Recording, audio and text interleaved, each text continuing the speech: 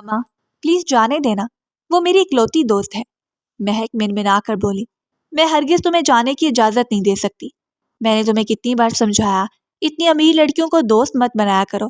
زہرا نے ناگواری سے کہا۔ بھابھی آپ بھی سمجھائیے نا ماما کو، وہ جھنجھلا کر بولی۔ بھائی مجھے اس میں گھسیٹنے کی ضرورت نہیں ہے، تم جانو اور تمہارا بھائی جانے، مدیحہ نے کہا تو وہ جھلاک کر مڑی تو اسی وقت زیرک اندر داخل ہوا۔ بھائی پلیز ماما کو منائیے نا کہ وہ مجھے جانے دیں، زوبی کے ہاں برتھ ڈے پارٹی ہے۔ وہ زیرک کا بازو پکڑ کر منہ بسور کر بولی، میرا بچہ امی بالکل ٹھیک کہہ رہی ہیں، اور امیر لوگوں کے ساتھ دوستی بہت خطرناک ہے۔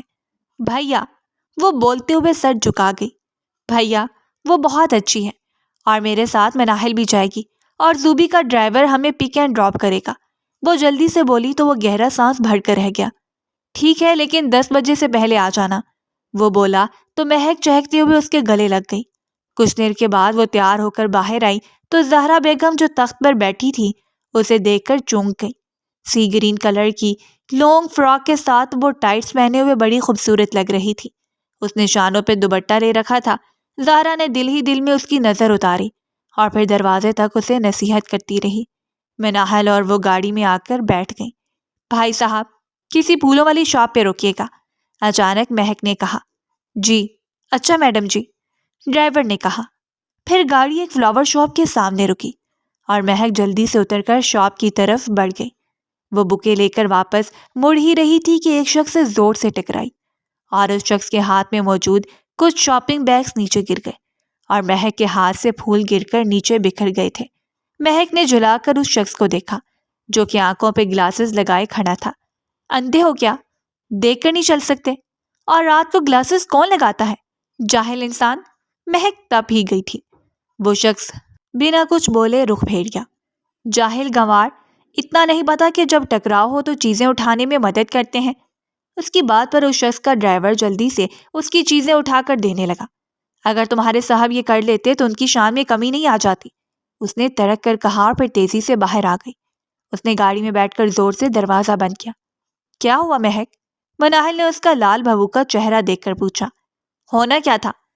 ایک پاگل مغرور سے ٹکراؤ ہو گیا تھا، مہک نے جل کر کہا۔ چلو جی، بیچارے کی حالت خراب کر دی ہوگی تم نے، نہ آگے دیکھا ہوگا نہ پیچھے دیکھا ہوگا، اس کی ماں بہن ایک کر دی ہوگی، مناحل نے اپنا ماتھا پیٹتے ہوئے کہا۔ ارے ایسے لوگوں کو میں اچھی طرح سے جانتی ہوں، خوبصورت لڑکیاں دیکھتے نہیں ہیں اور جان بوجھ کر ٹکراتے ہیں تاکہ انہیں نوٹس کیا جائے، وہ منہ بنا کر بولی اور پھر گاڑی جنت ہاؤس میں داخل ہوئی تو وہ اس قدر خوبصورت عمارت دیکھ کر دنگ رہ گئی تھی۔ ہائے او، اس کا تو گھر ہی بہت پیارا ہے، مناحل نے کہا۔ چپ کر جا، ندیدوں جیسی حرکتیں مت کر، لوگ کیا سوچیں گے، وہ کہتی اس کا ہاتھ تھام کر آگے بڑھ گئی۔ زوبی بڑے پرتپاک اسے ملی اور پھر اسے اپنی موم روبینہ سے ملانے لے آئی۔ ان سے ملنے کے بعد وہ وہاں پر آ کر ایک ٹیبل پر بیٹھی ہنسی مذاق کر رہی تھی۔ یہ کون ہے روبی؟ ان کے ساتھ بیٹھی ان کی کزن نے پوچھا۔ یہ زوبی کی دوست ہے، مڈل کلاس فیملی ہے ان کی، مگر اچھی لڑکی ہے، اگر میرا بیٹا ہوتا نا تو میں تو اسے اپنی بہو بنا لیتی، روبینہ نے کہا۔ آئلہ پرسوچ انداز میں اس کو دیکھے جا رہی تھی۔ کچھ دیر کے بعد کیک کٹ کیا گیا اور کھانا کھانے کے بعد وہ ڈرائیور کے ساتھ واپس گھر آ گئی۔ اگلے دن اسے مارکیٹ سے کچھ لینے جانا تھا تو وہ باہر نکلی تو زہرا تختے پر بیٹھی ہوئی تھی۔ ماما میں نہ ذرا باہر جا رہی ہوں تو مجھے تھوڑا ٹائم لگ جانا ہے، آپ فکر مت کرنا، مہک نے کہا۔ جا کدھر رہی ہو؟ زہرا نے پوچھا۔ بس ایسے ہی کراچی دیکھنے، مہک نے کہا۔ اچھا، بلڈ پریشر کی میڈیسن لے آنا، زہرا نے کہا۔ اوکے ماما، مہک نے کہا۔ پھر وہ تیزی سے باہر نکل گئی۔ روڈ پہ آ کر اس نے رکشہ لیا اور پھر وہ لبرٹی مارکیٹ پہنچی اور وہاں سے کچھ ڈریس لیے اور پھر وہ میڈیسن لینے کے لیے ایک میڈیکل سٹور میں گئی۔ وہ وہاں سے میڈیسن لے کر نکل ہی رہی تھی کہ سامنے سے آتے ایک انسان سے زور سے ٹکرائی۔ اف! وہ جھلا کر بڑبڑائی۔ پھر اس نے نظریں اٹھا کر دیکھا تو وہی فلاور شاپ والا شخص ہی تھا۔ نہ مجھے ایک بات بتاؤ، تم نے مجھ سے ہی ٹکرانا ہوتا ہے کیا؟ اور یہ تم جان بوجھ کر کرتے ہو کہ ہو جاتا ہے؟ وہ تپ کر بولی۔ میرے پاس فضول باتوں کے لیے وقت نہیں ہے مس، وہ ذرا سا سائڈ پر ہو کے آگے بڑھا۔ او ہیلو، تمہیں غرور کس چیز کا ہے؟ وہ پیچھے سے چلائی۔ میں تمہارے سوال کا جواب دینا ضروری نہیں سمجھتا، وہ تلخ لہجے میں بولا۔ مہک کے سر پر لگی اور تلووں پہ بجھے۔ جسٹ گو ٹو ہیل، مہک چلائی، پھر تیزی سے باہر نکل آئی۔ اس نے گاڑی کے انتظار میں نظریں دوڑا رہی تھی کہ وہ شخص دوبارہ واپس آیا اور اس کے پاس کھڑا ہو گیا، اور وہ یک ٹک سامنے ہی دیکھے جا رہا تھا۔ مہک نے اس کی نظروں کی سیدھ میں دیکھا تو سامنے لڑکیاں کھڑی تھیں۔ لفنگا، ٹھرکی کہیں کا، وہ دانستہ اونچی آواز میں بڑبڑائی۔ تم پھر سے میرے پاس آ گئی، وہ تب کر بولا، مگر اس کی نظریں ہنوز سامنے ہی تھیں۔ او مسٹر ٹھرکی، پہلے کبھی لڑکیاں نہیں دیکھیں کیا؟ کبھی مجھ سے ٹکراتے ہو اور کبھی سامنے کھڑی لڑکیوں کو تکتے ہو۔ شرم و حیا نام کی چیز نہیں ہے کیا؟ مہک نے کہا۔ تم کہیں کی افسرہ ہو یا وہ لڑکیاں افسرہ ہیں کہ جن کو دیکھنے کے لیے میں مرا جا رہا ہوں؟ وہ اسی پوزیشن میں بولا۔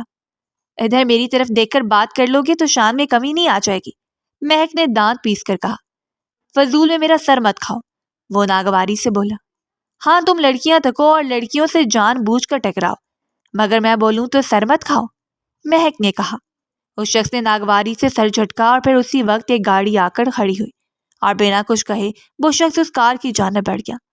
توبہ، کتنا مغرور ہے یہ، مہک جھلا کر بولی اور جلتی کرتی ہوئی وہ گھر پہنچی تو مدیحہ کپڑے دھو رہی تھی۔ وہ منہ پھلا کر تخت پر بیٹھ گئی۔ کیا ہوا، منہ کیوں بنایا ہے؟ مدیحہ نے اس کے پاس آ کر پوچھا۔ بھابھی، یہ بعض لڑکے اتنے ٹھڑکی کیوں ہوتے ہیں؟ پتہ ہے اتنا امیر گھرانے کا انسان ہوگا، اتنی بڑی گاڑی میں گھومتا ہے، اور پتہ ہے لڑکیاں تاڑ رہا تھا۔ میں نے بھی اچھی خاصی اس کی بے عزتی، مگر اتنا ڈھیٹ ہے کہ مجال ہے کہ اسے کوئی اثر ہوا ہو۔ وہ تب کر بولی۔ ہاں تو تمہیں کیا تکلیف ہے؟ اس کی آنکھیں ہیں، وہ جو مرضی کرے، تم پر رائی آگ میں کیوں کودتی ہو؟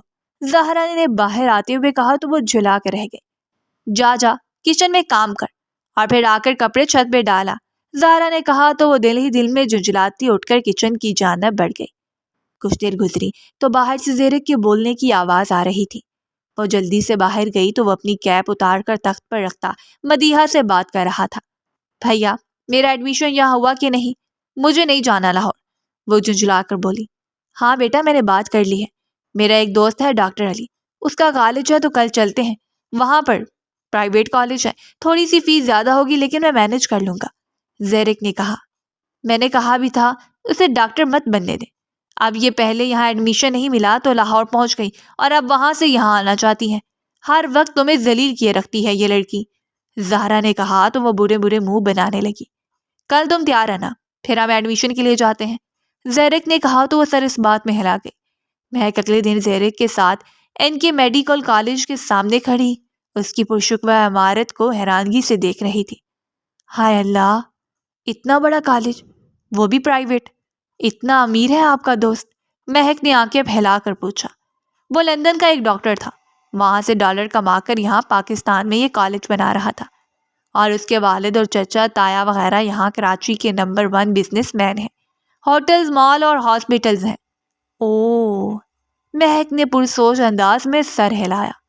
پھر وہ زیرک کی معیت میں ایک عالیشان کمرے میں داخل ہوئی تو سامنے بیٹھے شخص کو دیکھ کر اس کا دل اچھل کر حلق میں آ گیا۔ یہ ٹھرکی آپ کا دوست ہے؟ وہ حیرانگی سے اس کے کان میں بولی۔ ٹھرکی؟ کیا بات کر رہی ہیں آپ؟ خیر آپ بعد میں بتانا، پہلے علی سے لیگ سلیکٹ کر لو، زیرک نے کہا، اور پھر وہ دونوں اندر آئے۔ ہیلو علی۔ او ہیلو زیرک، وہ جلدی سے اٹھ کر کھڑا ہوتا ہوا بولا۔ پھر لیگ کے بعد وہ دونوں اس کے سامنے چیئر پہ بیٹھ گئے۔ علی، یہ مس مہک ہے جن کا میں نے تذکرہ کیا تھا، اور ان کے سارے ڈاکومنٹس کلک کروا کے تمہیں میل کر دیے تھے، زیرک نے کہا۔ ہاں میرے اسسٹنٹ نے مجھے سب بتا دیا تھا، علی نے راکنگ چیئر کو جھلاتے ہوئے کہا۔ مہک نے بے چینی سے پہلو بدلا اور پھر ناگواری سے اسے دیکھا جو اسے ہی دیکھے جا رہا تھا۔ سو مس مہک، آپ کی پرسنٹیج بہت اعلیٰ ہے تو ہمارا کالج آپ کی فیس میں 50% لیس کرے گا، وہ اسے دیکھتے ہوئے بولا۔ یہ مجھے پہچان کر بھی انجان کیوں بنا ہے؟ مہک نے سوچا۔ تھینکس سر، مہک نے کہا۔ مہک کے تھینکس کہنے پہ وہ زور سے چونکا۔ ہم پہلے مل چکے ہیں شاید، وہ جلدی سے بولا۔ جی ہاں مل چکے ہیں، 2 بار آپ مجھ سے جان بوجھ کر ٹکرا چکی ہیں، اور لڑکیاں تاڑنا تو آپ کا پسندیدہ مشغلہ ہے۔ مہک جو اس کی کب سے گھوڑے جانے پہ تپی تھی، اس کے پوچھنے ہی پھٹ پڑی۔ مہک، یہ کیا بدتمیزی ہے؟ زیرک ہڑبڑا کر بولا۔ دیکھیے زیرک بھیا، یہ بہت ہی چیپ انسان ہے، اندھوں کی طرح ٹکراتے ہیں لڑکیوں سے اور پھر سوری بھی نہیں بولتے ہیں، ٹھرکی ہیں پورے اور زہر لگتے ہیں مجھ پر۔ مہک، یہ بلائنڈ ہے، زیرک نے لب بھینچ کر اس کی بات کاٹتے ہوئے کہا۔ مطلب یہ دیکھ نہیں سکتے؟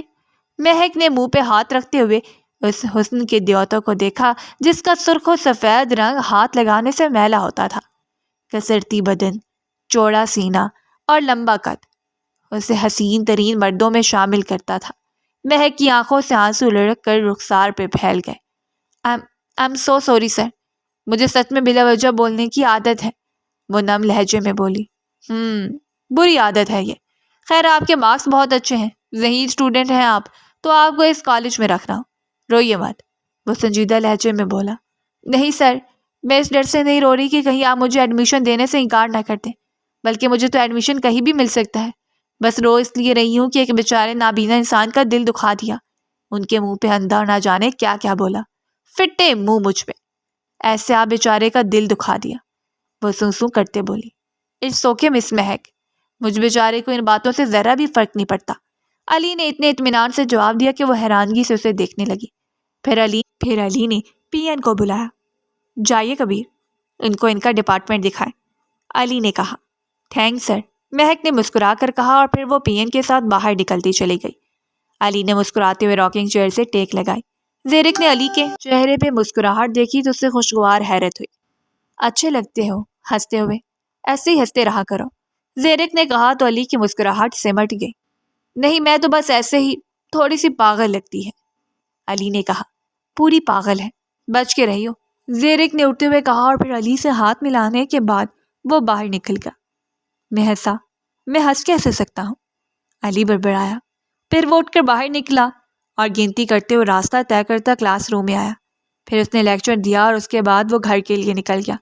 وہ گھر پہنچ کر سیدھا بڑی ماں جو کہ مرینا کی ماں تھیں ان کے پاس آیا۔ بڑی ماں، اس نے کمرے میں آ کر پکارا۔ جی میرے بچے، بڑی ماں نے کہا۔ وہ چلتا ہوا ان کے پاس آ کر بیٹھ گیا اور ان کی گود میں سر رکھ دیا۔ کیا بات ہے، کیوں چپ ہیں آپ؟ علی نے کافی دیر بعد ان کی کوئی بات نہ کرنے پہ پوچھا۔ تمہاری ماں نے آج رشتے والی سے تمہارے رشتے کی بات کی ہے، تو میری مرینا کی جگہ کسی کو نہیں دو گے نا؟ وہ بے چینی سے بولی۔ ماں کو منع بھی کیا تھا میں نے، مگر وہ باز ہی نہیں آئی۔ پھر بھی، علی نے جھلا کر کہا، کیا تم مرینا کے علاوہ کسی اور کو اپنے پہلو میں سلا لو گے؟ بڑی ماں نے کہا۔ بڑی ماں، اس ایکسیڈنٹ میں نے اپنی دو پیاری چیزیں کھوئی تھیں، اپنی آنکھیں اور اپنی مرینا۔ مجھے جب معلوم ہوا تھا کہ میری مرینا نہیں رہی تو میں نے اپنی آنکھوں کا کبھی علاج نہ کروانے کی قسم کھائی تھی، یاد ہے نا آپ کو؟ تو میں آج تک اسی جگہ پر کھڑا ہوں، اور جب میں مرینا کو جو آنکھیں کبھی دیکھ نہیں پائی ان کی ضرورت نہیں، یہ کہہ کر آپریٹ نہیں کروایا تو مرینا کی جگہ کسی اور کو اپنی زندگی میں شامل کرنے کی بھی مجھے ضرورت نہیں، علی نے کہا۔ جیتا رہ میرا بچہ، بڑی ماں نے اس کا ماتھا چومتے ہوئے کہا۔ پھر علی تھوڑی دیر بعد اٹھ کر اپنے پورشن میں آ گیا۔ ماں کدھر ہیں آپ؟ وہ اونچی آواز سے چلایا۔ کیا بات ہے، آج میرے بیٹے کو ماں کیسے یاد آ گئی؟ عائلہ خاتون نے تلخ لہجے میں کہا۔ آپ کو منع کیا تھا، پھر بھی آپ نے میرے رشتے کی بات چلائی، جانتی بھی ہیں کہ بڑی ماں کتنی دکھی تھی، علی نے تیز لہجے میں کہا۔ ہاں، دکھ تو صرف تمہاری بڑی ماں کو ہی ہوتا ہے، تمہاری ماں تو پتھر کی ہے نا، پچھلے 3 سال سے اپنی آنکھوں سے محروم بیٹے کو دیکھ رہی، جس کے چہرے پہ ہمیشہ ایک مسکراہٹ ہوتی تھی، اب تو کئی سالوں سے مسکرایا بھی نہیں۔ بڑی ماں کا دکھ دکھتا، اپنی ماں کا نہیں، عائلہ خاتون نم لہجے میں بولی۔ کیا ہو گیا آپ کو؟ اپنی اکلوتی لاڈلی بیٹی کھوئی ہے انہوں نے، منو مٹی تلے سوئی ہے ہماری مرینا، وہ کرب سے بولا۔ اچھا، اور جو میں اپنے جیتے جاگتے بیٹے کو زندہ لاش کی طرح جیتے دیکھتی ہوں، اس کا کیا؟ بس کر دے ماں، وہ جلا کر بولا۔ تو شادی کرے گا یا اپنی ماں کی لاش کو منو مٹی تلے دفنائے گا؟ فیصلہ تمہارا ہے، عائلہ خاتون نے حتمی لہجے میں کہا۔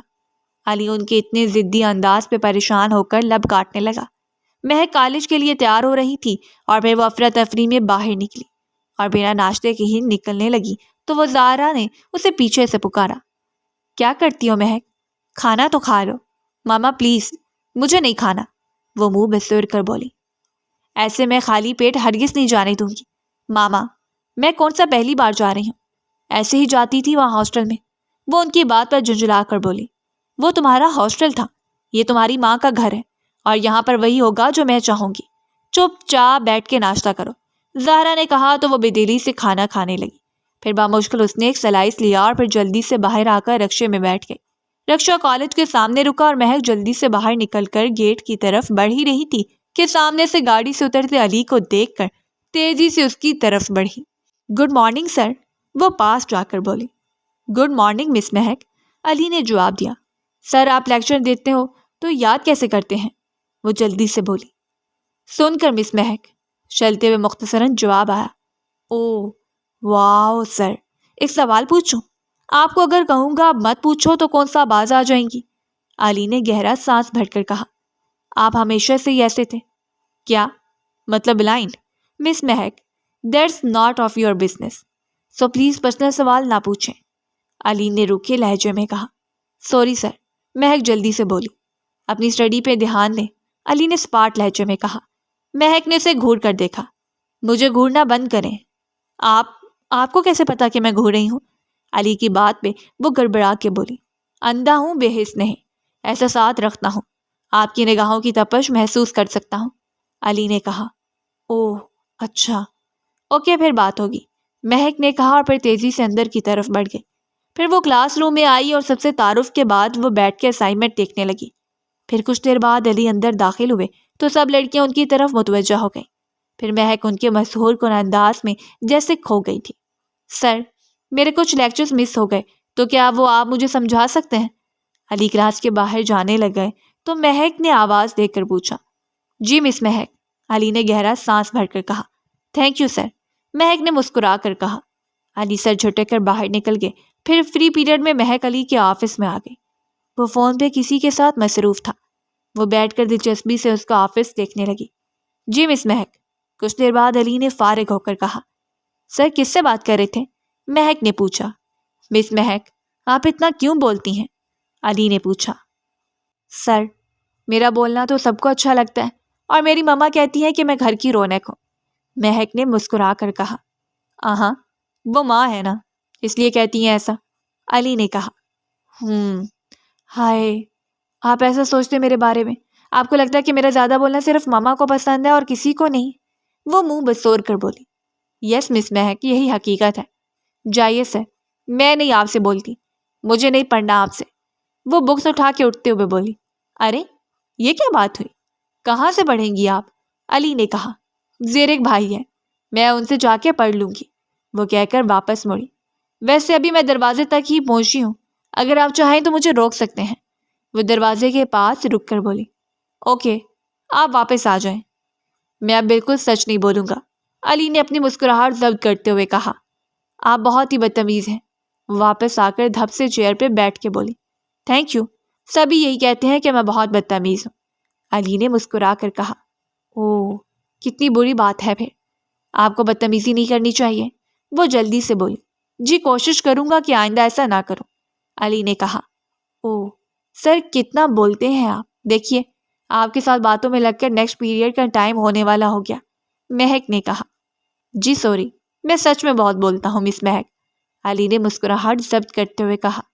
اٹس اوکے سر، وہ اطمینان سے بولی تو علی اس بار اپنی ہنسی کنٹرول نہیں کر پایا۔ اچھے لگتے ہیں آپ ہنستے ہوئے، ایسے ہی ہنستے رہا کریں، اس کی بات پر وہ ایک دم سے لب بھینچ گیا۔ مس مہک، آپ کچھ زیادہ ہی بول رہی ہیں، جلدی سے اپنا کام کمپلیٹ کیجیے اور یہاں سے جائیے، وہ اس بار روکھے انداز میں بولا۔ سڑو کہیں کا، اس کی بڑبڑاہٹ اس کے حساس کانوں تک پہنچ گئی تھی، مگر وہ سر جھٹک کر رہ گیا۔ آفس وغیرہ سے فارغ ہونے کے بعد وہ رات کو گھر پہنچا تو لاؤں سے کہکوں کی آواز آ رہی تھی۔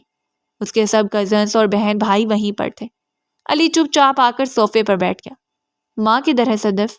علی نے پوچھا۔ وہ بگبی، وہ ماں اپنے کمرے میں جا کر سو گئی ہیں، صدف منمنا کر بولی۔ ٹائم کیا ہوا ہے؟ اگلا سوال آیا۔ 11 بجے بگبی، رحم بولا۔ 1 بجا، صدف بولی۔ ایک ساتھ صدف اور رحم بولے، مگر رحم نے غلط ٹائم بتایا اور صدف نے صحیح بتایا۔ علی کا چہرہ غصے سے سرخ ہو گیا۔ تم لوگ جانتے ہو کہ اندھا ہے، یہ تو کچھ بھی بول دو، اسے کون سا پتہ چلنا ہے، علی نے دھاڑ کر کہا۔ آئی ایم سوری بگبی، رحم گڑبڑا کر بولا۔ اٹس اوکے، اب اٹھو اور اپنے اپنے کمرے میں جا کر سو جاؤ۔ بگبی، بس تھوڑی سی مووی رہ گئی ہے، زید منمنایا۔ میں نے کہا اپنے اپنے کمروں میں جاؤ، سنائی نہیں دیتا تم میں سے کسی کو؟ اور ہر بات میں بحث کرنی ضروری ہوتی ہے کیا؟ اور ٹائم پہ سونا اور ٹائم پہ اٹھنا صحت کے لیے بہت ضروری ہے، مگر یہاں کسی کو نہ اپنی صحت کی پرواہ ہے نہ ٹائم کی۔ علی مسلسل بولتا چلا گیا۔ سب حیرانگی سے آنکھیں پھاڑے اسے دیکھ رہے تھے۔ خیر تو ہے بگبی، آج بہت بول رہے ہیں۔ ردا کی آواز ٹکرائی تو علی نے زور سے لب کھینچ لیے۔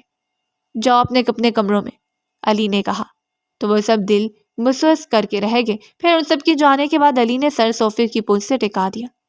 پھر اس کے کانوں میں مہک کی آواز گونجی، سر آپ کتنا بولتے ہیں؟ علی کے چہرے پہ دھیمی سی مسکراہٹ آ گئی۔ پانی لینے کے لیے باہر آئے تو عائلہ خاتون نے بڑی خوشگوار حیرت سے اس کی مسکراہٹ کو دیکھا۔ پھر کچھ دیر بعد وہ اٹھ کر اپنے روم کی طرف بڑھ گیا۔ پھر صبح وہ فجر پڑھنے کے بعد واک کر کے لاؤنج میں آ کر بیٹھ گیا۔ کچھ دیر بعد اس کا موبائل بجنے لگا۔ ہیلو علی، ہیئر، علی نے کال ریسیو کر کے کہا۔ دوسری طرف زیرک تھا۔ کیسے آپ؟ زیرک نے پوچھا۔ الحمدللہ، آپ بتاؤ زیرک، کیسے یاد کیا اتنی صبح؟ علی نے سنجیدگی سے پوچھا۔ مہک کیسی جا رہی ہے پڑھائی؟ زیرک نے پوچھا۔ مس مہک ماشاءاللہ پڑھائی میں بھی بہت ماشاءاللہ ہے اور بولنے میں بھی ماشاءاللہ ہے۔ علی کے چہرے پہ مسکراہٹ آ گئی۔ ہاں تھوڑا سا زیادہ بولتی ہے بس، زیرک نے کہا۔ تھوڑا سا نہیں، بہت زیادہ بولتی ہے، اور الٹا مجھے کہتی ہیں کہ اوہ سر جی دیکھیے کتنا بولتے ہیں آپ، علی نے ہنستے ہوئے کہا۔ ہاں ہاں ہاں، آج ویسے آپ کچھ زیادہ ہی بول رہے ہیں، زیرک نے ہنستے ہوئے کہا۔ کیا واقعی؟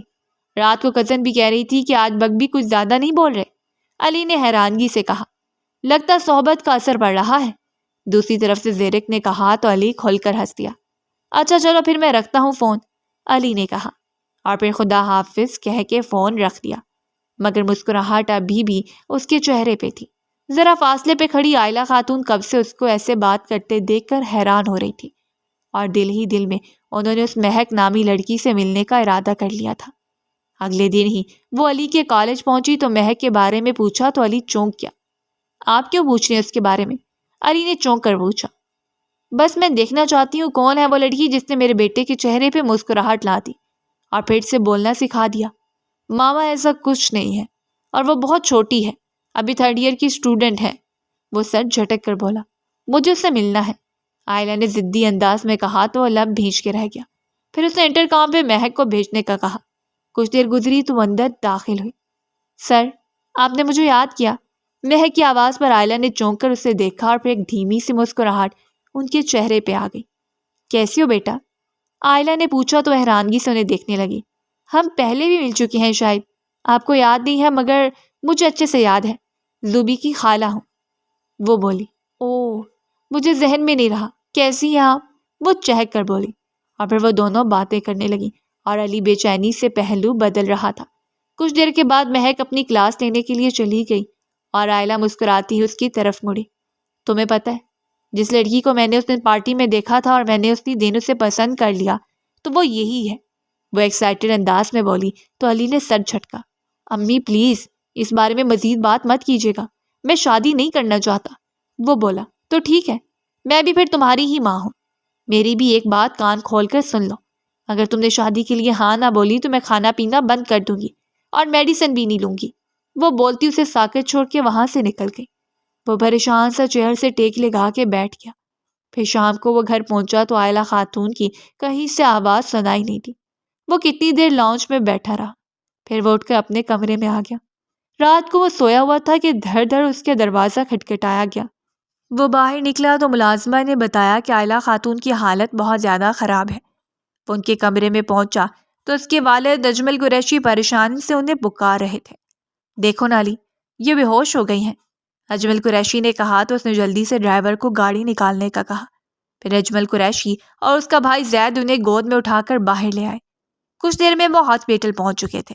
ڈاکٹرز نے دیکھنے کے بعد بتایا کہ ان کی شوگر بہت زیادہ لو ہو چکی ہے اور شاید انہوں نے کب سے کچھ کھایا پیا نہیں تھا۔ وہ لب کچلتے ہوئے وہیں بینچ پہ بیٹھ گیا۔ صبح فجر کے بعد انہیں ہوش آیا تھا اور اجمل قریشی انہیں کھانا کھانے کے لیے فورس کر رہے تھے، مگر وہ روئی ہی جا رہی تھی۔ ماں پلیز اس طرح تو مت کیجیے، وہ تڑپ اٹھا تھا۔ جب تم میری کوئی بات نہیں سنتے ہو تو میں کیوں تمہاری سنوں؟ مر جانے دو مجھے، وہ بولی۔ چل کیا رہا ہے تم ماں بیٹے کے بیچ؟ اجمل قریشی نے پوچھا۔ شادی کروانے پہ تلی ہوئی ہے میری، اس طرح کیسے کر سکتی ہیں بابا؟ آپ ہی سمجھائیے. وہ لڑکی اتنی چھوٹی ہے مجھ سے اور اس لڑکی میں اتنا بچپنا ہے. پھر ویسے بھی میرے اندھے ہونے کی وجہ سے کوئی کیوں رشتہ دے گا؟ وہ لب کچلتے ہوئے بولا. اس کی تمہیں فکر کرنے کی ضرورت نہیں ہے. اس کی فیملی کو میں منا لوں گی. تم ایک بار ہاں تو بولو. اپنی بڑی ماں کی باتوں کے جال سے نکل کر آگے بڑھو. عائلہ نے کہا اور اجمل قریشی نے ان کی ہاں میں ہاں ملائی. ٹھیک ہے، آپ لوگوں کی مرضی، لیکن اگر وہاں سے انکار ہوا تو آپ دوبارہ کہیں بھی میرے رشتے کی بات نہیں کریں گی. وہ جلدی سے بولا. ٹھیک ہے، میں نہیں کروں گی. وہ جلدی سے بولی. پھر اگلے دن عائلہ خاتون اجمل کے ساتھ اس کے گھر گئی تو وہ اپنی بھابھی کے ساتھ کپڑے دھلا رہی تھی. ارے آنٹی، آپ آئیے نا، وہ خوشگوار لہجے میں بولی تو عائلہ خاتون نے اسے محبت سے دیکھا اور پھر اندر کی جانب بڑھ گئی. کچھ دیر میں سب ان کے پاس آ کر بیٹھ گئے تھے اور عائلہ خاتون نے بغیر کسی لگی لپٹی کے علی اور اس کے رشتے کی بات کی تو وہ حیرانگی سے ایک دوسرے کو دیکھنے لگے. آنٹی جی، آپ جانتے ہیں نا کہ علی نابینا ہے، اس میں کوئی اور خرابی نہیں ہے، لیکن ہماری بہن کی زندگی کا سوال ہے. اگر علی اپنی آنکھوں کا آپریشن کروا لے تو اس کے بعد ہم سوچ سکتے ہیں. زیرک نے حتمی انداز میں کہا. بیٹا، میں یہ شادی چاہتی بھی اسی لیے ہوں کہ علی کا دل مہک کی طرف متوجہ ہو اور اس کا دل خود بخود چاہے گا کہ وہ اپنی آنکھوں سے اسے دیکھ سکے. جب یہ دیکھنے کی چاہ پیدا ہوگی نا تو وہ آپریشن ضرور کروائے گا. ہم تو 3 برسوں سے اس کی منت سماجت کر رہے ہیں مگر وہ اپنی ضد پہ اڑا ہے. پلیز بیٹے، ہمیں مہک دے دیجیے. عائلہ خاتون نے باقاعدہ ہاتھ جوڑتے ہوئے کہا تو زہرا نے جلدی سے ان کے ہاتھ تھام لیے. ہمیں گنہگار مت کیجیے بہن، یہ فیصلہ تو ہماری بیٹی ہی کرے گی. ہم مڈل کلاس فیملی سے ہیں مگر میں نے اپنے بچوں کو سپیس دیا ہے کہ اپنی زندگی کا خود فیصلہ کریں. اگر مہک راضی ہے تو مجھے کوئی اعتراض نہیں ہے. ان کی بات پر عائلہ خاتون نے جلدی سے اس کی طرف دیکھا تو وہ لب کچلتے ہوئے زیرک کو دیکھ رہی تھی. گڑیا، یہ فیصلہ تمہیں کرنا ہے بیٹا. میں تمہیں ایک بات بتا دوں، ڈاکٹر علی دنیا کا بیسٹ انسان ہے. اس جیسا شاید ہی کوئی ہو، مگر ان کی کمی کو بھی نظر انداز نہیں کیا جا سکتا. تمہیں اگر ان کی کمی سے کوئی مسئلہ نہیں ہے تو ہمیں بھی کوئی پرابلم نہیں ہے. زیرک نے کہا. جی، اگر آپ لوگوں کو لگتا ہے تو ٹھیک ہے، وہ سرخ چہرے سے بولی تو عائلہ خاتون نے اس کا ماتھا چوم لیا. پھر اپنے ہاتھ کی رنگ اتار کر اس کے ہاتھ میں پہنا دی. وہ گھر پہنچی تو علی لاؤنج میں انہی کا منتظر تھا. مجھے امید ہے کہ آپ کو وہاں سے انکار مل گیا ہوگا. کوئی بھی اپنی بیٹی ایک اندھے کو نہیں دینا چاہتا. ماما، آپ کیوں نہیں سمجھتی؟ وہ تلخ لہجے میں بولا. سب ایک جیسے نہیں ہوتے، اور مبارک ہو، تمہارا رشتہ طے ہو گیا ہے. اب تم نے بتانا ہے کہ تم شادی کب کرنا چاہتے ہو. عائلہ خاتون نے کہا تو وہ لب بھیج کے رہ گیا. آپ سادگی کے ساتھ یہ نکاح کیجیے گا، میں کسی بھی قسم کا تام جھام نہیں چاہتا. وہ سپاٹ لہجے میں بولا اور پھر اٹھ کر اپنے کمرے میں چلا گیا. شادی اسی ہفتے کو رکھ دی گئی تھی. مختصر سی بارات کے ساتھ وہ نکاح کر کے اسے لے آئے مگر ولیمہ 1-2 ہفتے کے بعد رکھنا تھا. وہ گمسم سا لان میں بیٹھا ہوا تھا کہ بڑی ماں اس کے پاس آئی. تو تم اپنا وعدہ بھول گئے؟ افسردہ لہجے میں بولی تو وہ تڑپ ہی اٹھا. ایسا نہیں ہے بڑی ماں، وہ مرینا کی جگہ کبھی نہیں لے سکتی. میں بس موم کی وجہ سے مجبور ہو گیا تھا، بس اسی لیے میں نے ہاں بول دی. مجھے تو یہ تھا کہ وہ لوگ خود ہی انکار کر دیں گے مگر ان لوگوں نے انکار ہی نہیں کیا. کیسے کرتے ہیں وہ لوگ انکار؟ اتنا بڑا گھر پیسہ دے کر نیت خراب ہو گئی. اس لڑکی نے تم سے شادی کیوں کی ہے؟ اس لیے کہ اس کی نیت تمہاری دولت پر خراب تھی. بڑی ماں تلخ لہجے میں کہا تو وہ لب بھیج کے رہ گیا. پھر وہ اس کے دل میں مزید زہر گھولنے لگی. وہ غصے سے کھولتا ہوا کمرے میں آیا. اٹھو میرے بیڈ سے، وہ سرد لہجے میں بولا تو مہک نے اسے حیرانگی سے دیکھا. ارے، آپ کی نئی نویلی دلہن ہوں، باتیں کرنے کی بجائے مجھے بیڈ سے اترنے کا کہہ رہے ہیں. شٹ اپ، میرے سامنے بکواس بند کرو. مجھے زیادہ بولنے والے لوگ بالکل پسند نہیں ہیں. وہ غصے سے بولا. اگر ایسا ہی رویہ رکھنا تھا تو شادی ہی کیوں کی؟ انکار کر دیتے نا. وہ بھی جواباً غصے سے بولی. ہاں تو تم انکار کر دیتی نا، مگر نہیں، تمہاری تو نیت میری دولت پر خراب تھی. وہ غصے سے بولا تو مہک نے ناگواری سے اسے دیکھا. او ہیلو، میں ایسی دولت کو جوتی کی نوک پر رکھتی ہوں. میں نے صرف اور صرف آپ کی ماما کی وجہ سے ہاں بولی ہے. ایک ماں کو روتے ہوئے دیکھا تھا اور مجھے کسی کا رونا برداشت نہیں ہوتا. میں آپ کی جیسی خود غرض نہیں ہوں.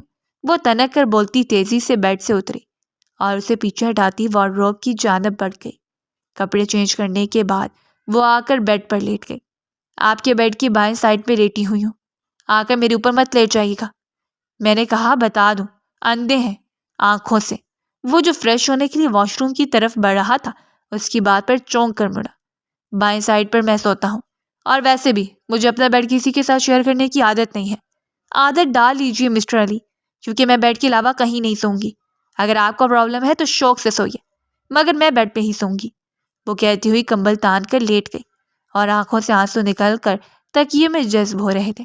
اگلے دن وہ صبح صبح اٹھی تو عائلہ خاتون لاؤنج میں بیٹھی تھی اور وہ ان کو سلام کرتی ہوئی ان کے سامنے بیٹھ گئی۔ کیا بات ہے بیٹا، بہت بجھی بجھی لگ رہی ہو؟ ان کے پوچھنے کی دیر تھی کہ مہک کی آنکھوں سے آنسو بہنے لگے۔ آپ کو پتہ ہے ڈاکٹر علی مجھے کیا سمجھتے ہیں؟ کہ میں نے دولت کی لالچ میں ان سے شادی کی ہے۔ انہوں نے تو مجھ سے بات تک نہیں کی، اپنے بیڈ پہ سونے نہیں دینا چاہتے تھے، اور آپ چاہتے ہیں کہ آپ کا بیٹا میری طرف مائل ہو؟ کیسے ہوگا؟ وہ روحان سی ہو کر بولی۔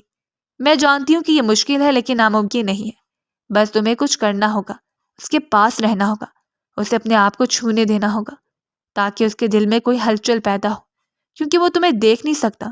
اگر دیکھ لیتا تو یہ ہلچل خود بخود پیدا ہو جاتی۔ سو اسے اپنے انداز سے، اپنے قرب سے اپنی طرف مائل کرو۔ وہ اس کے رخسار کو محبت سے چھوتی ہوئی بولی تو وہ لب کو چلتے ہوئے سر جھکا گئے۔ آنٹی، کیا وہ مرینا سے محبت کرتے تھے؟ ہرگز نہیں بیٹے، مرینا صرف اس کی دوست تھی اور وہ اس سے محبت کرتی تھی، اور پاگلوں کی طرح۔ اور اس لڑکی نے میرے بیٹے سے زبردستی ایموشنل بلیک میل کر کے منگنی کی تھی، لیکن ایک دن علی نے ایسے ہی اسے کہہ دیا کہ وہ اس سے محبت نہیں کرتا، وہ اس کی آئیڈیل نہیں ہے۔ اس بات کا اسے بہت غصہ آیا، لیکن علی نے پھر سے اسے سنبھال لیا اور اسے کہا کہ وہ دھیرے دھیرے محبت کرنے لگے گا۔ مگر اس لڑکی کو کوئی چین نہیں تھا۔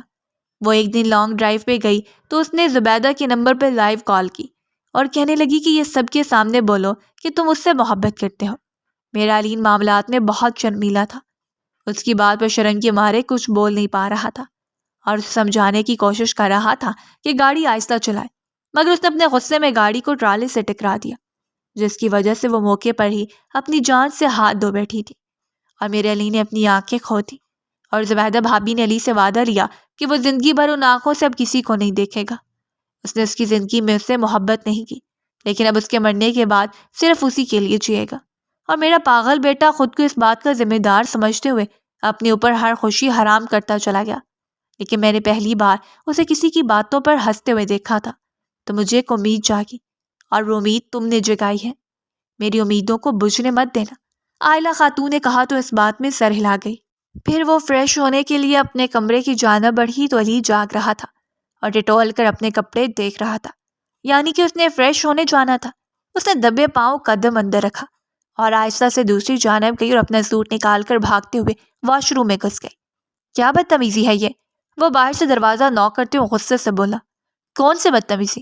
انتہائی معصومیت بھرے لہجے میں سوال کیا گیا۔ میں اندھا ہوں، مگر تمہاری حرکتیں اچھی سے جانتا ہوں۔ جان بوجھ کر یہ سب کیا نا تمہیں معلوم تھا کہ میں نہانے جا رہا ہوں تو تم جلدی سے مجھ سے پہلے گھس گئی۔ وہ چڑ کر بولا۔ آپ کے ساتھ یہ اس لیے ہوا ہے کیونکہ آپ اسی قابل ہیں۔ آپ سے کسی نے کہا ہے کہ آپ اندھے بن کر زندگی اس طرح گزاریں؟ اگر آپ بھی چاہیں تو اپنی زندگی میں آگے بڑھ سکتے ہیں۔ اتنا بڑا سرجن تھا مگر پچھلے 3 سال سے اپنی زندگی کو خراب کیا ہوا ہے، ایک کالج کے لیکچرار بن کے رہ گیا ہے۔ جب آپ اپنے لیے کچھ اچھا نہیں سوچ سکتے تو آپ زندگی کے دور میں بہت پیچھے رہ جاتے ہیں۔ آپ دیکھیے نا، مجھ جیسی حسین لڑکی کو بھی دیکھنے سے بھی آپ محروم ہیں۔ وہ اندر سے مسلسل بولتے جا رہی تھی۔ تم انتہائی پاگل لڑکی ہو، تمہیں اتنا بھی نہیں پتا کہ واش روم میں بولتے نہیں ہیں۔ وہ چڑ کر بولا۔ ارے تو آپ نے مجھے بات کرنے پر اکسایا نا، جب آپ بولیں گے تو میں جواب تو دوں گی نا۔ میرے منہ میں زبان ہے، میں آپ کی طرح نہیں ہوں کہ اسے یوز نہ کروں۔ وہ تنک کر بولی تو علی غصے سے لب بھیج گیا۔ پھر وہ باہر بیٹھا ہوا تھا اور وہ اندر گنگناتے ہوئے فریش ہو رہی تھی۔ اس کی حرکتیں اس کے لیے ناقابل برداشت ہو رہی تھیں۔ کچھ آدھے گھنٹے کے بعد وہ فریش ہو کر باہر آئی تو علی واش روم کی جانب بڑھنے لگا تو وہ ایک دم سے پلٹی اور اس کے ساتھ ٹکراتی اسے لے کر زمین پر گرتی چلی گئی۔ وہ نیچے اور مہک اس کے اوپر تھی۔ اس کے لب آہستہ سے علی کے لبوں سے ٹکرائے تو جیسے پورے بدن میں ایک بڑکی رمق دوڑ گئی۔ وہ یکٹک اس کے چہرے کی طرف دیکھے جا رہی تھی اور آنکھیں اس کی حسین آنکھوں پر جمی تھیں۔ اس نے اتنی پیاری آنکھیں پہلے کبھی نہیں دیکھی تھی۔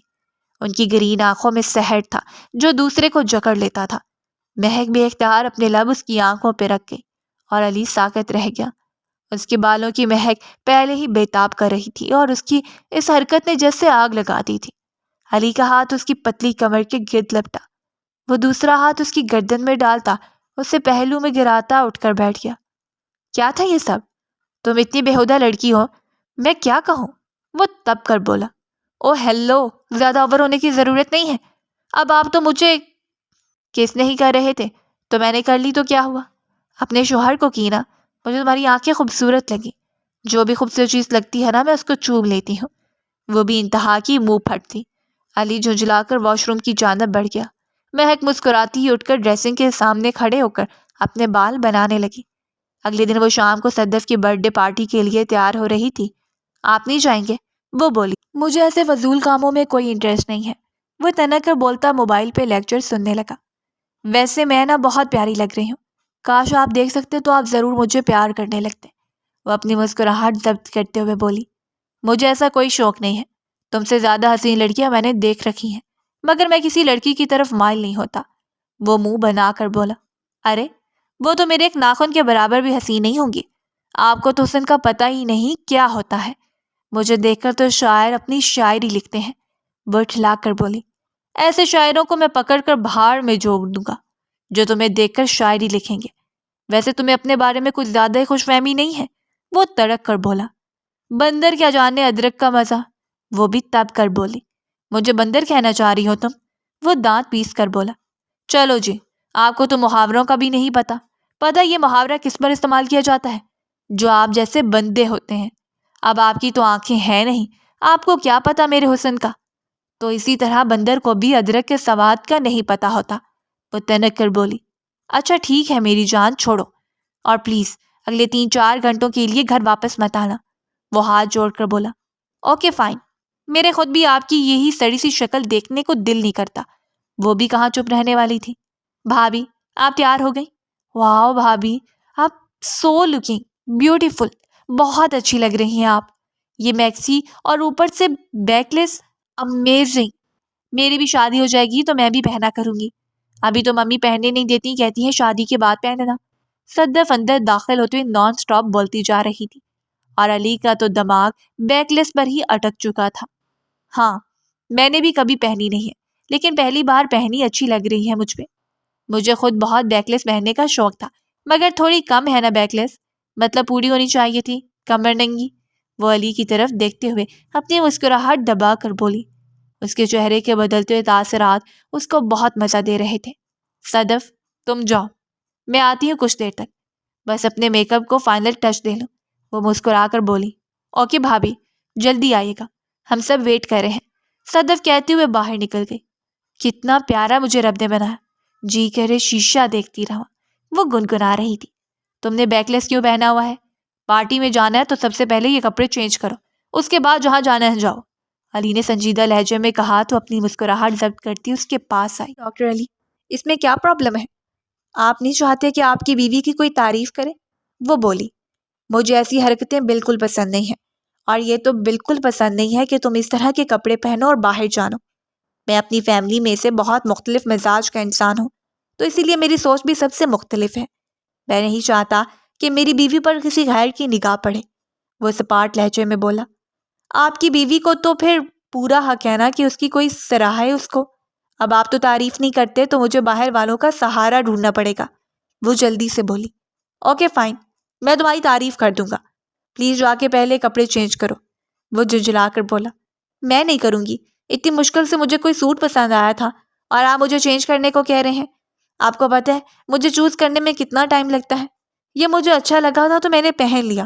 ویسے بھی سب لوگ میرا باہر انتظار کر رہے ہیں، تو ایک کام کرتی ہوں، اپنے بال کھلے چھوڑ دیتی ہوں، بیگ چھپ جائے گی. وہ بولی تو علی چپ ہو گیا. کچھ دیر کے بعد وہ باہر نکلی اور تھوڑی ہی دیر گزری تھی کہ علی بھی باہر آ گیا.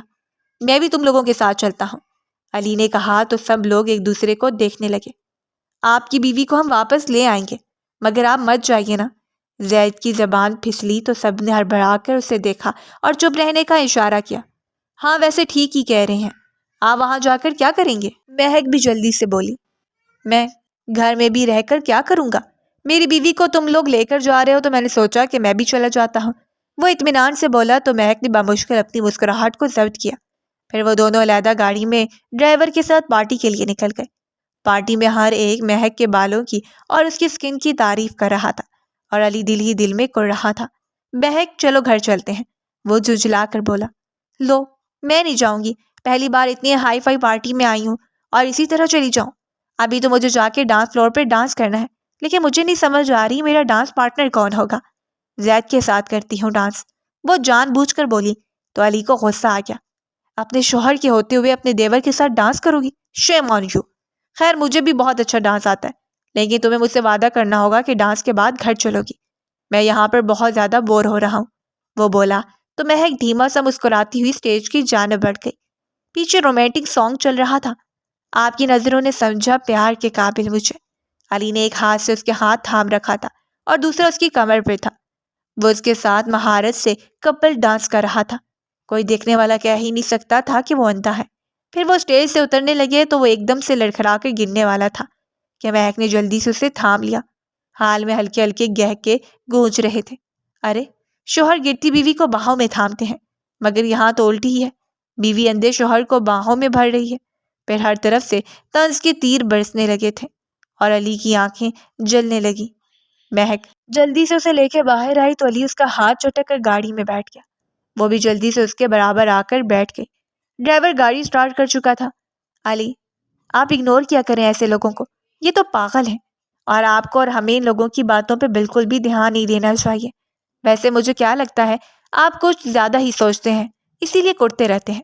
میری طرح رہیں، بنداز چاہیے اور دفعہ ماریں ایسے لوگوں کو۔ وہ اس کا موڈ سیٹ کرنے کے لیے مسلسل بولتی ہی جا رہی تھی اور علی کے غصے کا گراف بڑھتا ہی جا رہا تھا۔ گاڑی روکو، وہ دھاڑا تو چونک گئی۔ نکلو گاڑی سے اور باہر سے کوئی ٹیکسی وغیرہ کروا کے گھر آ جانا، وہ دروازہ کھول کر سرد لہجے میں بولا تو وہ بے یقینی سے کبھی اسے دیکھنے لگی اور کبھی باہر سنسان سڑک کو جہاں موسلا دھار بارش ہو رہی تھی۔ علی کیا ہو گیا آپ کو؟ میں اس وقت کہاں سے ٹیکسی ڈھونڈوں گی؟ وہ تڑپ ہی اٹھی تھی۔ تو میں ہی چلا جاتا ہوں، علی کہتے ہوئے اپنی سائڈ کا دروازہ کھولنے لگا تو وہ جلدی سے اسے روک گئی۔ ڈرائیور چپ چاپ انہیں دیکھ رہا تھا۔ میں جا رہی ہوں، وہ کپکپاتے لبوں سے بولی اور پھر باہر نکلی تو ٹھنڈی ہوا سے جیسے جھجری سی آ گئی۔ گاڑی آگے بڑھ گئی اور وہ سڑک کے بیچوں بیچ کھڑی رو رہی تھی، ہر طرف ہو کا عالم تھا۔ وہ کانپتی ہوئی ایک سائڈ پہ جا کر بیٹھ گئی۔ بجلی کے کڑکنے پہ دل جیسے اچھل کر حلق میں آ گیا تھا۔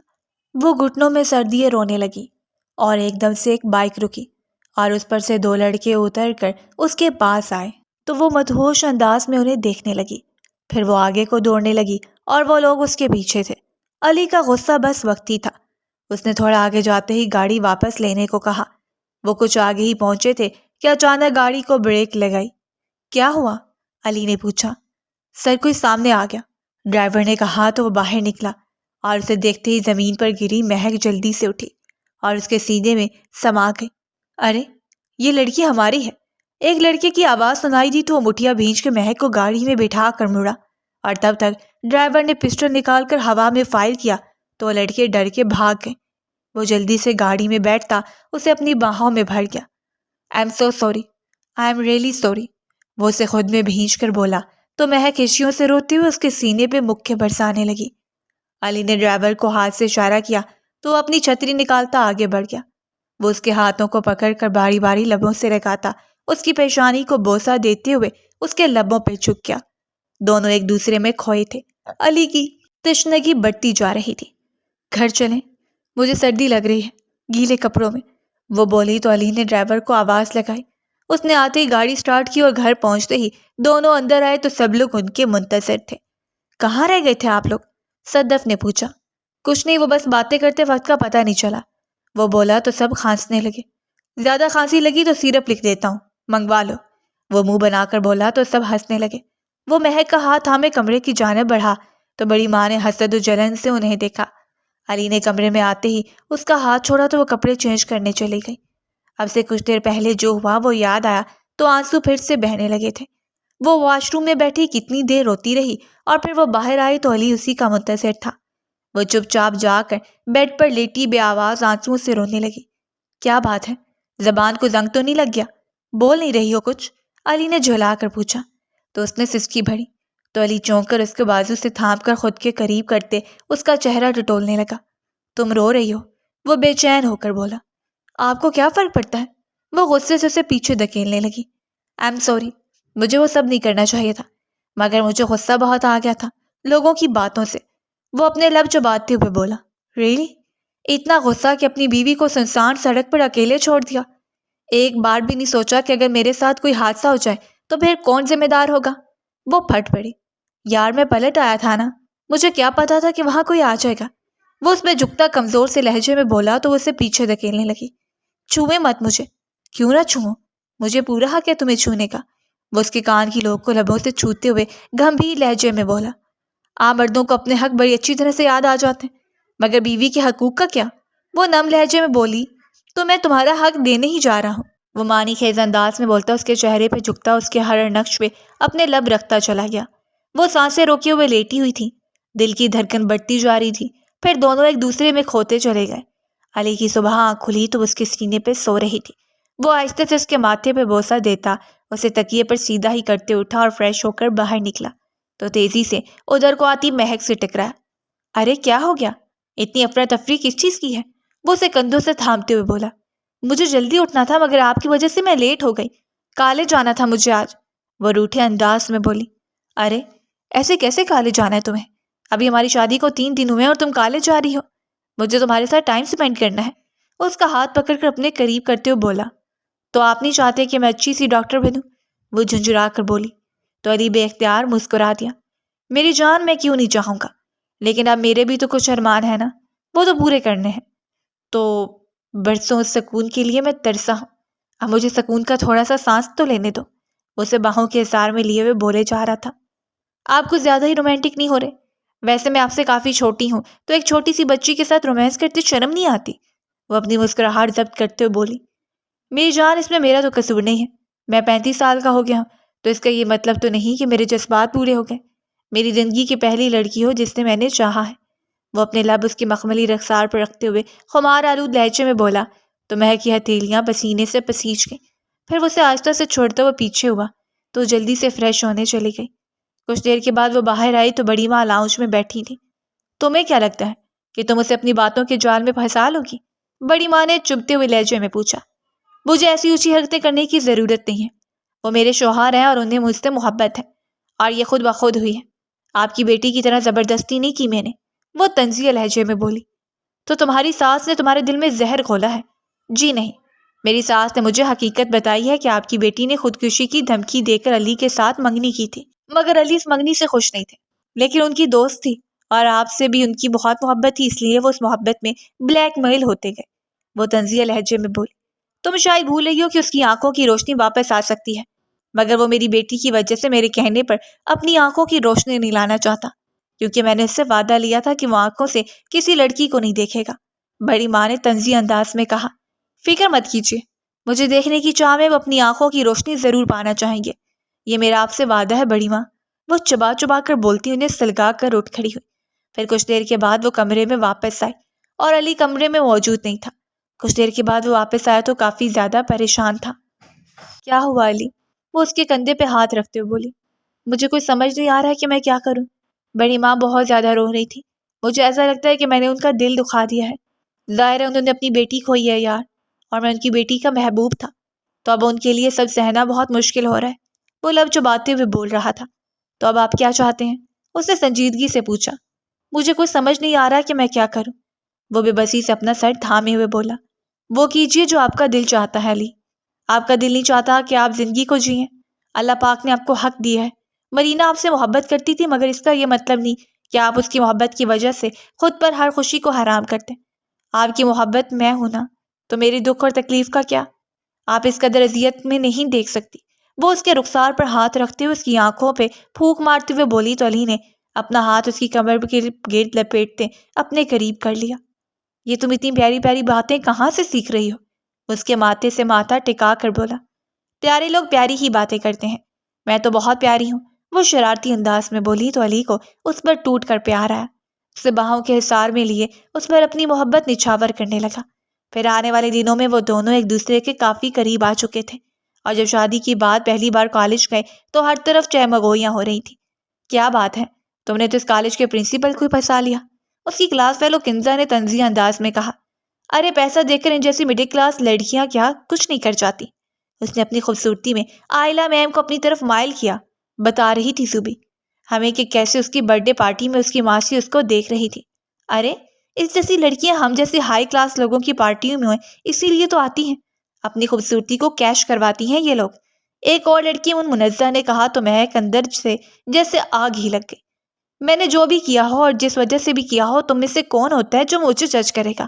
اور ہاں، میں ڈاکٹر علی کی بیوی ہوں تو اس لیے تمیز سے بات کیجیے، ورنہ اس کالے سے نکلوانے میں ایک پل نہیں لگواؤں گی۔ وہ ترک کر بولتی ہوئی مڑی تو پیچھے کھڑے ہوئے علی کے چہرے پر سر تاثرات تھے۔ پھر ایک جھٹکے سے وہاں سے مڑا اور اپنے آفس آ گیا۔ وہ جلدی سے اس کے پیچھے ہی تو چیئر پہ بیٹھا ہوا اپنا ماتھا مسل رہا تھا۔ کیا ہوا؟ کسی ٹینشن میں ہے؟ وہ اس کے پاس آ کر اس کے کندھوں پہ ہاتھ رکھتے ہوئے بولی۔ ہر طرف سے یہی باتیں ہیں، لوگ تمہیں لالچی اور نہ جانے کیا کیا کہہ رہے ہیں۔ وہ لب کچلتے ہوئے بولا۔ مجھے ان باتوں سے کوئی فرق نہیں پڑتا، اور ویسے بھی لوگ کسی حال میں جینے نہیں دیتے، اور ان جیسے لوگوں کی باتوں کو اگر ہم اپنے دماغ پر سوار کریں گے تو جئیں گے کیسے؟ وہ اس کی گود میں بیٹھتے اس کی باہوں کو گرد اپنے بازو حمائل کرتے ہوئے لاڈ سے بولی۔ اچھا، ویسے بڑی ماں بھی تمہارے بارے میں یہی کہتی ہیں کہ تم ایک لالچی لڑکی ہو، مگر مجھے کچھ لالچ نظر نہیں آیا تم میں۔ ان 7-8 دنوں میں تم نے کسی چیز کی مجھ سے فرمائش نہیں کی، یہاں تک کہ اپنے منہ دکھائی کی بھی نہیں۔ میں جانتا ہوں کہ تمہارے اندر کوئی لالچ نہیں ہے، تو پھر بھی تم نے اپنے سے اتنی بڑی عمر کے انسان سے شادی کیوں کی؟ بس مجھے آپ پہ ترس آ گیا تھا۔ اب آپ سے شادی تو کوئی لالچ بھی کر سکتا تھا نا، تو میں نے سوچا کہ مجھ جیسی پگلی ہی ہے جو آپ سے محبت کرے گی۔ آپ جیسے ہیں مجھے ویسے ہی اچھے لگتے ہیں۔ پھر کیا ہوا؟ مجھے دیکھ نہیں سکتے مگر دل کی آنکھوں سے تو دیکھ سکتے ہیں نا۔ وہ اس کے عین دل کے مقام پر اپنے لب رکھتے ہوئے بولی۔ ارے یار نہ کرو نا، پہلے ہی بے چین ہو، دل چاہ رہا ہے کہ ابھی گھر چلا جاؤ، بالکل دل نہیں لگ رہا ہے آج۔ اور اسے خود میں بھینچتے ہوئے بولا تو وہ کھلکھلا کر ہنس پڑی۔ پھر روز و شب یوں ہی گزرنے لگے۔ لوگ اب باتیں کرنا چھوڑ چکے تھے، اب ان کی محبت کے قصے عام ہونے لگے تھے۔ علی کے اندر اسے دیکھنے کی چاہ بڑھنے لگی تھی۔ آج اس کی برتھ ڈے پارٹی تھی اور اسے علی نے ایک وائٹ کلر کی فیری میکسی گفٹ کی تھی، اور شام کو پارٹی تھی۔ وہ اس ڈریس میں کھلے بالوں کے ساتھ سر پر تاج سجائے ہوئے کسی سنڈریلا کی طرح لگ رہی تھی۔ پوری پارٹی میں اس کے حسن کے چرچے ہو رہے تھے، ہر ایک کی زبان پر اس کی خوبصورتی کا ذکر تھا، اور علی گمسم سا ایک سائڈ پر بیٹھا تھا۔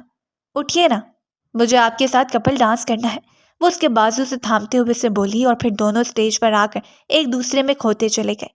پھر پارٹی کے بعد وہ کمرے میں آئے تو علی فریش ہونے چلا گیا، اور وہ تھکن دور کرنے کے لیے لیٹ گئی، اور اس کی آنکھ لگ گئی۔ اچانک سے اسے اپنے رخسار پر گیلا پن سا محسوس ہوا تو وہ ہڑبڑا کر اٹھی، اور علی جلدی سے پیچھے ہٹتے ہوئے اپنے بھیگے رخسار صاف کرنے لگا۔ کیا ہوا علی، آپ ٹھیک ہے نا؟ اس نے بےتابی بھرے انداز میں پوچھا۔ آج میرے دل میں طوفان مچا ہوا ہے، میں تمہیں دیکھنا چاہتا ہوں، ہر ایک تمہیں دیکھ کر تمہاری خوبصورتی کی تعریف کر رہا تھا۔ میں تمہیں دیکھنا چاہتا ہوں مہک، شاید یہ میرا پاگل پن ہے کہ اس عمر میں تمہیں دیوانوں کی طرح چاہنے لگا ہوں، مگر میں کیا کروں؟ اگر میں نے اپنی آنکھوں کی روشنی کو واپس لیا تو بڑی ماں ٹوٹ جائیں گی۔ وہ اس کے گلے لگے نم لہجے میں بولتا جا رہا تھا، اور وہ ساخت و جامل سے اس کے باہوں کے حصار میں بے جان ہو رہی تھی، اور اس کا دل علی کی بے بسی پر جیسے پھٹنے کے قریب تھا۔ پھر بامشکل اسے سنبھال پائی۔ اگلے دن صبح وہ بڑی ماں کے کمرے میں آئی تو تسبیح کر رہی تھی۔ اسے دیکھتے ہی ان کے ماتھے پر ناگواری بل پڑے تھے۔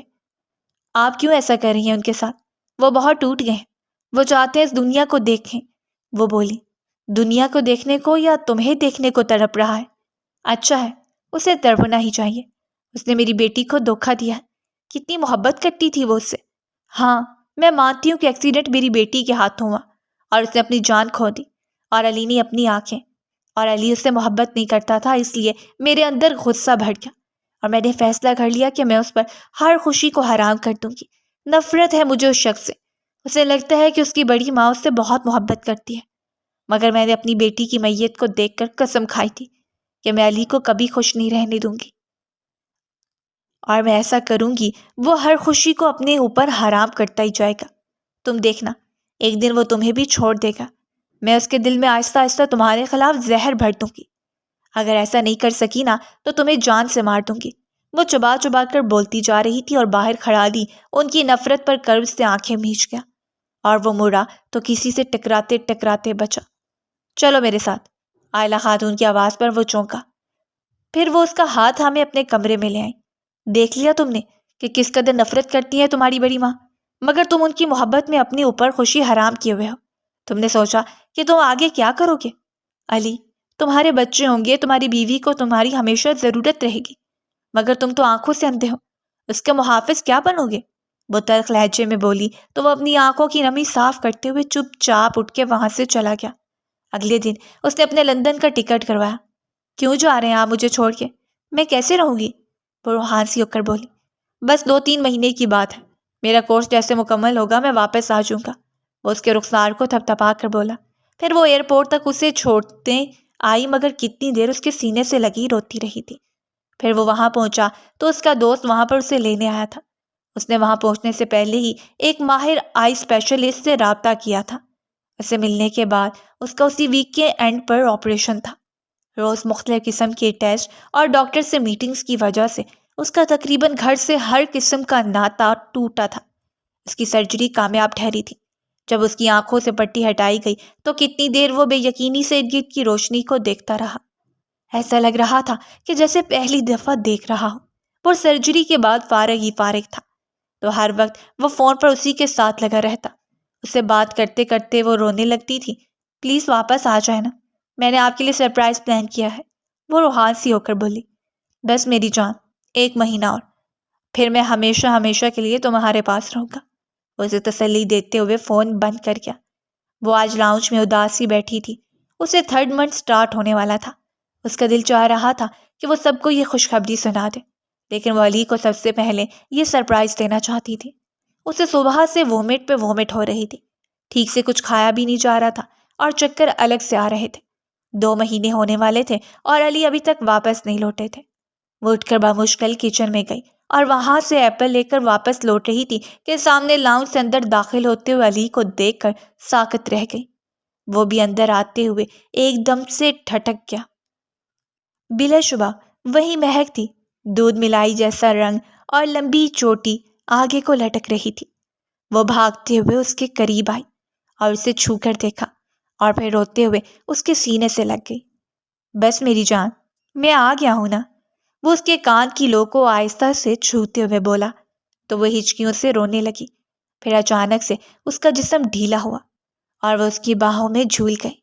وہ اسے جلدی سے باہوں میں اٹھاتا صوفے کی جانب بڑھا اور سب لوگ آنکھیں پھاڑے اسے حیرت سے دیکھ رہے تھے۔ کیا کری ہو یار، میری جان ہی نکال دی تم نے، اور یہ تم اتنی بیمار سی کیوں لگ رہی ہو؟ وہ اس کے چہرے کو چھوتے ہوئے بولا تو وہ حیرانگی سے اسے دیکھنے لگی۔ آپ مجھے دیکھ سکتے ہیں؟ اس نے بے یقینی سے پوچھا تو علی مسکرا دیا اور پھر اس کے ماتھے پر شدت سے لمس چھوڑا اور اس کے پہلو میں بیٹھ کر اسے دیکھنے لگا۔ لگتا ہے ہمارے یہاں پر کوئی ضرورت نہیں ہے، زید نے شرارتی انداز میں کہا۔ ہاں تو جاؤ نا، میاں بیوی کے بیچ میں آپ لوگوں کا کیا کام؟ وہ اپنی مسکراہٹ ضبط کرتے ہوئے اطمینان سے بولا تو وہ حیرانگی سے اسے دیکھنے لگی۔ واہ واہ، لگتا ہے لندن میں شہد کے گولے کھاتے رہے ہیں، بڑا ہی شہد ٹپک رہا ہے، اسامہ نے بھی اپنی نٹکھٹ انداز میں کہا۔ اچھا بیوی چھوڑو تو میں ان سب کی باتوں کو، چلو میرے ساتھ، میں تمہیں ہاسپٹل لے کر چلتا ہوں۔ کیسی زرد سی لگ رہی ہو مجھے؟ بیٹا مجھے بھی کئی دنوں سے یہ کافی نڈھال سی لگ رہی ہے، مجھے لگا کہ شاید تمہیں مس کر رہی ہے، عائلہ خاتون نے کہا۔ نہیں، وہ دراصل مجھے کچھ نہیں ہوا، بس پریگننٹ ہوں اس لیے۔ وہ اپنی بات ادھوری چھوڑتے ہوئے سر چکا گئی تو سب نے اسے بے یقینی سے دیکھا اور پھر خوشی سے سب ینگ پارٹی شو کرنے لگے اور عائلہ تو اس پہ صدقے واری جا رہی تھی۔ علی کا چہرہ بھی خوشی سے کھلا ہوا تھا۔ زبیدہ بیگم نے تھکے تھکے انداز میں یہ سب دیکھا اور بوجھل دل سے وہاں سے پلٹ گئی۔ وہ نفرت کی بازی ہار چکی تھی اور مہک کی محبت جیت گئی تھی۔ کچھ دیر کے بعد وہ اسے گود میں اٹھائے کمرے میں آ گیا۔ یار میں سرپرائز دینا چاہتا تھا، تم نے تو اس سے بڑا مجھے سرپرائز دے دیا۔ بہت بہت خوش ہوں میں، تھینک یو، اس کے ماتھے پر بوسہ دیتے ہوئے بولا تو وہ شرمگی مسکراہٹ سے سر جھکا گئی۔ علی، اس سے بڑا سرپرائز آپ نے مجھے دیا ہے، کیا آپ مجھے دیکھ سکتے ہیں؟ میرے دل نے ہمیشہ خواہش کی ہے کہ آپ کی حسین باگر بلے جیسی آنکھیں مجھے دیکھیں۔ وہ اپنی سیاہ آنکھیں اس کی آنکھوں میں ڈال کر بولی، مجھ سے زیادہ تمہاری حسین آنکھیں ہیں کہ دل بے اختیار ان پر غزل کہنے کو کر رہا ہے۔ ویسے تو پوری کی پوری قیامت ہو تم۔ ایک غزل بہت فٹ ہو رہی ہے، اگر اجازت ہو تو عرض کروں؟ ارشاد ارشاد۔ حسن جانا کی تعریف ممکن نہیں، آفریں آفریں آفریں، تو بھی دیکھے اگر تو کہے ہم نشیں، آفریں آفریں، ایسا دیکھا نہیں خوبصورت کوئی، جسم جیسے اجنتا کی مورت کوئی، جسم جیسے نگاہوں پہ جادو کوئی، جسم نغمہ کوئی، جسم خوشبو کوئی، جسم جیسے مچلتی ہوئی رانگنی، جسم جیسے مہکتی ہوئی چاندنی، جسم جیسے کہ کھلتا ہوا ایک چمن، جسم جیسے کہ سورج کی پہلی کرن، جسم ترشا ہوا دلکش و دل نشیں، سندلی سندلی، مرمری مرمری، حسن جانا کی تعریف ممکن نہیں۔ چہرہ ایک پھول کی طرح شاداب ہے، چہرہ اس کا ہے یا کوئی مہتاب ہے؟ چہرہ جیسے غزل، چہرہ جان غزل، چہرہ جیسے کلی، چہرہ جیسے کنول، چہرہ جیسے تصور بھی تصویر بھی، چہرہ ایک خواب بھی چہرہ تعبیر بھی، چہرہ کوئی الف لیلا کی داستاں، چہرہ ایک پل یقین، چہرہ ایک پل گما، چہرہ جیسا کہ چہرہ کہیں بھی نہیں، مہرو مہرو، محجبی محجبی، حسن جاراں کی تعریف ممکن نہیں۔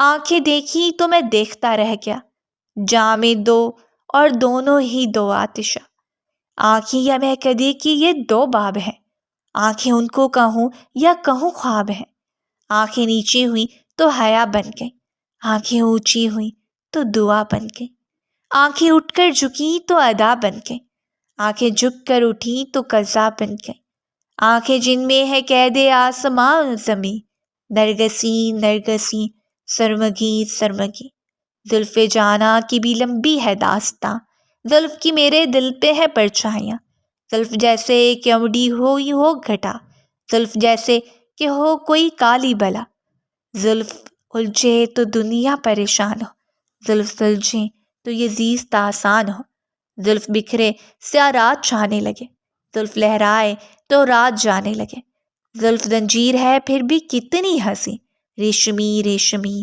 امبری امبری، حسن جانا کی تعریف ممکن نہیں۔ آفری آفری آفری آفری۔ اس غزل کے ہر مصرے پر وہ شرم سے پلکیں اٹھاتی اور جھکاتی اس کے دل کی دھڑکن کو بڑھا گئی۔ وہ اسے خود میں بھیج کر مطمئن انداز میں آنکھیں موند گیا۔ 5 سال بعد ڈاکٹر علی کے ساتھ ڈاکٹر مہک آپریشن تھیٹر میں موجود تھی۔ آپریشن کامیاب ٹھہرا تھا، سب لوگ اسے مبارکباد دے رہے تھے۔ وہ کھلے کھلے چہرے سے اپنے شوہر کو دیکھ رہی تھی۔ کچھ دیر میں وہ گھر روانہ ہوئے اور جیسے ہی اندر داخل ہوئے تو مرینا اور فرحان بھاگتے ہوئے آ کر ان کی ٹانگوں سے لپٹ گئے۔ کیا ہوا میرے بچے؟ ماما کو بہت مس کیا؟ ارے ماما کو تھوڑی مس کیا، بابا کو بھی کیا۔